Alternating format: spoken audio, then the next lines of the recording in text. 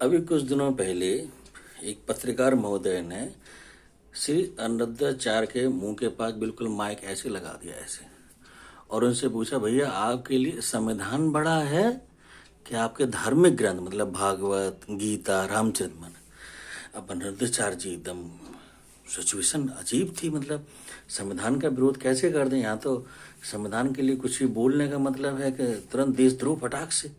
लेकिन फिर भी अनिरुद्धाचार्य जो है अपनी बात पर टिके रहे, टिके नहीं, अपने धर्म से नहीं हटे, स्पष्ट रूप से बोले कि मेरे लिए मेरा धर्म सबसे ऊपर है, फिर संविधान है। भाई साहब 3 दिन तक ना लोगों ने बड़ी ट्रोलिंग बाजी करी उनकी। देखो अनिरुद्धाचार्य देश में रह रहे संविधान नहीं मान रहे हैं, अब इनके साथ कोई अपराध हो जाते देखो सजा कौन देगा, कानून देगा कि इनका धर्म ग्रंथ देगा, हैं इस देश में रह रहे हैं और संविधान को नहीं मान रहे। अरे भाई साहब आप एक बार प्रश्न भी तो देखिए।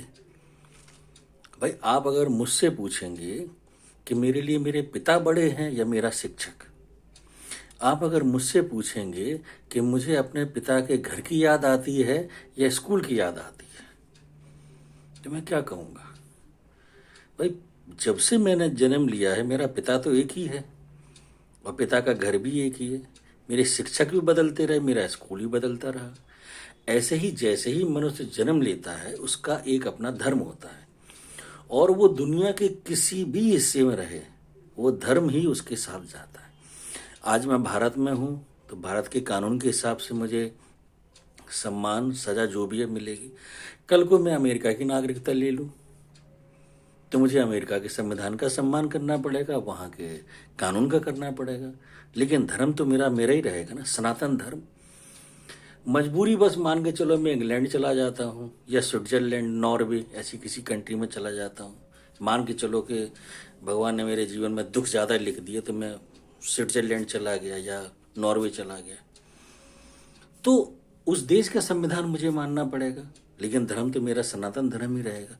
भागवत गीता ही रहेगी, श्री रामचरितमानस श्री रामचरितमानस रहेगी, भागवतम भागवतम ही रहेगी। तो मेरे देश बदलने के साथ क्या बदला?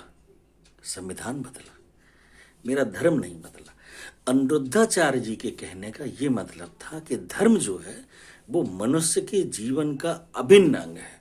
जब तक वो जीवन रहता है, जीवित रहता है, किसी न किसी धर्म का उसको पालन करना है।